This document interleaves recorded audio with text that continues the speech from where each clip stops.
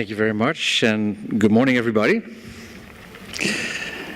So, for the next 20 minutes or so, I'm going to annoy you with my Dutch accent, which I'm from the mother country of Rabobank, which is the Netherlands, which is a country about 2/3 the size of Tasmania, with 17 million people.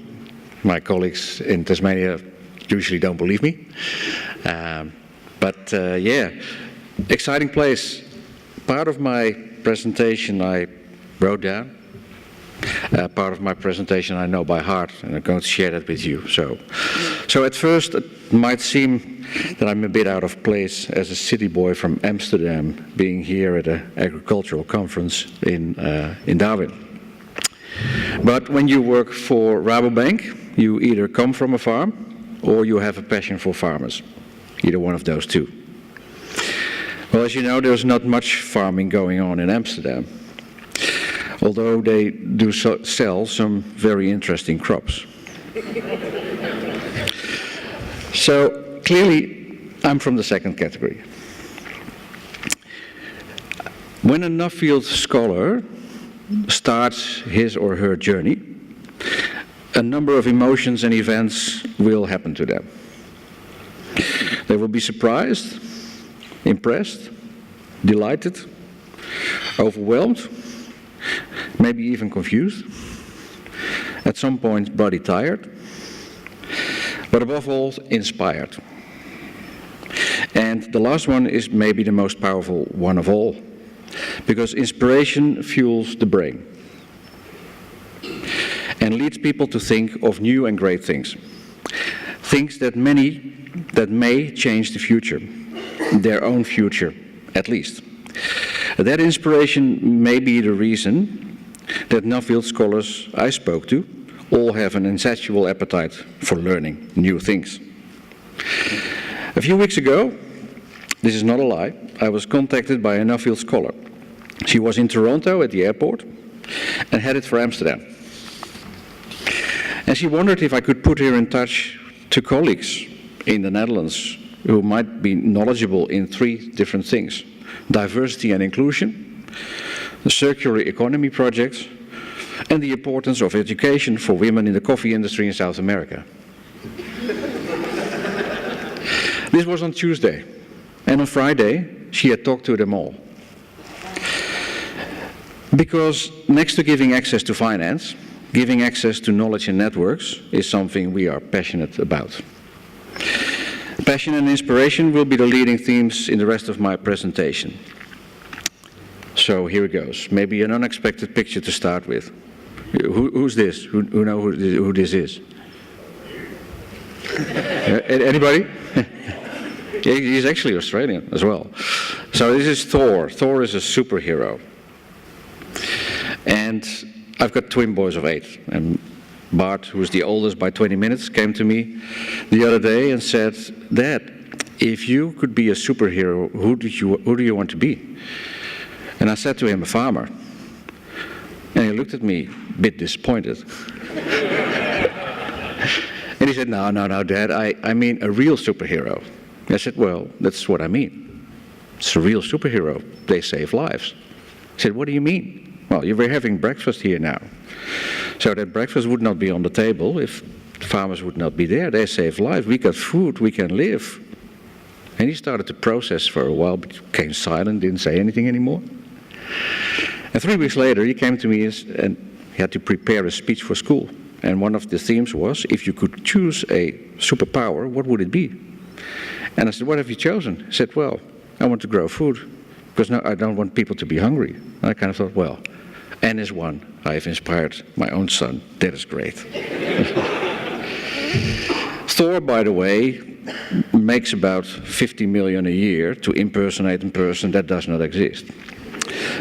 He's doing a good job. He's Australian. I really like him. But anyway, that was that. I want to talk about other superheroes. These are the Green Brothers, as they call, the Brothers Groenewegen. And if you see lying on the ground, you probably see what they're growing. It's eggplant. And eggplant is what they call the purple pride. They're very proud about their products. They have about 11 hectares of glasshouse, produce about 5,500 tons of eggplant per year, which is 12% of the Dutch market. They do a pretty good job with that already. But they've made the most strange connection between their product and something else, because they are passionate about reducing waste. And they are already doing a very good job on that, because they've got their glass house, produces food, it has waste streams, it has energy juices, biodigestion, biogas, gets back into a heat central. They provide 9,000 households of power, and they actually heat up their glass house. That's already a great thing. Notice that actually very powerful remark at the bottom. But they had some stuff left, and these guys, they don't want to waste anything. So they tried to figure out, what can we do with the rest? It was a sort of fiber that they had left. They found a way to fossilize that fiber into building materials. So that is a 100% natural product, which they can use for building cladding. And it's 1200 degrees inflammable, which is pretty handy if you're building a place. Pretty good, pretty good. So, apart from being a farmer, now they build this place to actually produce facade cladding, which is quite amazing. This product is going to make more margin than their primary product. As far as I'm concerned, one of the most powerful examples of a sustainable process that I've seen on farm. Other examples. First, just basically to show that on the 3 dimensions of sustainability, they've basically hit them all, you know. Great for the environment, social, creating new jobs. They have a product which has social relevance and a good financial return. Actually very good. Closer to home, the story behind this fellow, tiger prawn. Burdekin area, Pacific Reef fisheries, aquaculture, close to the Great Barrier Reef.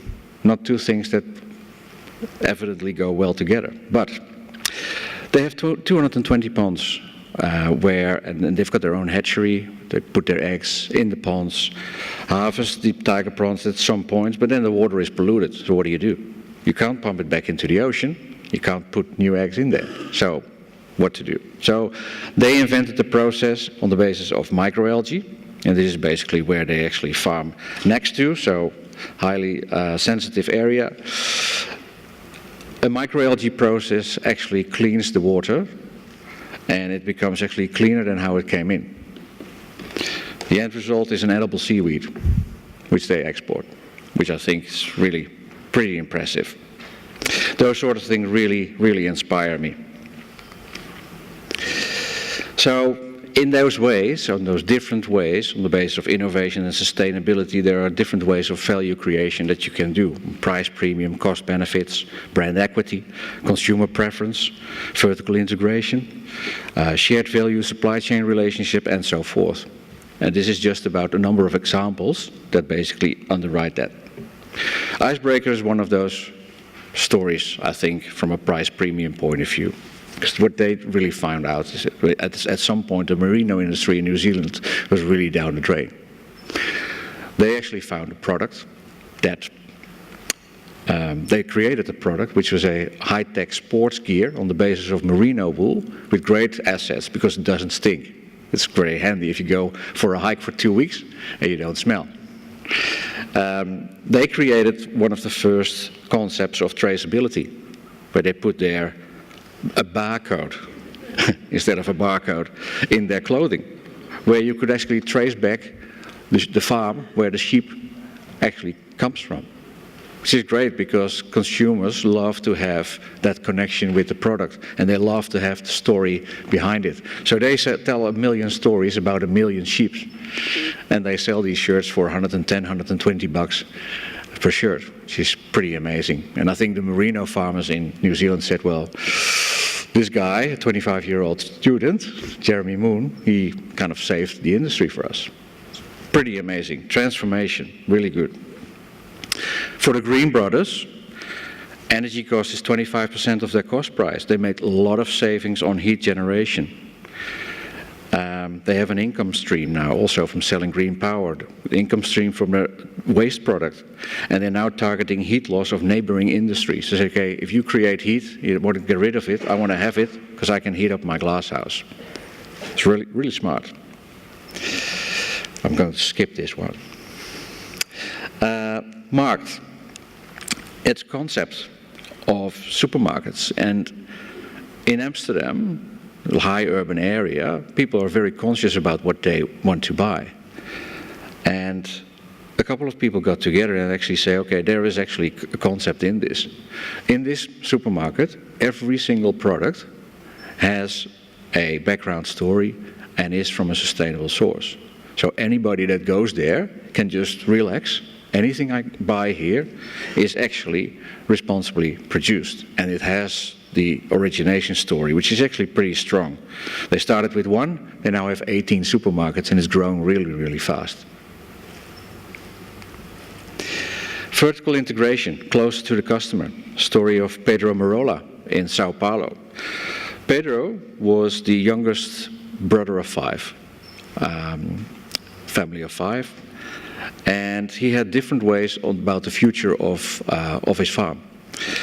They had a feedlot with about 80,000 head of cattle in Brazil, and he wanted to go another way. The rest of the family didn't agree, so he decided to buy them out, which he actually did. It's a lot of guts to do that.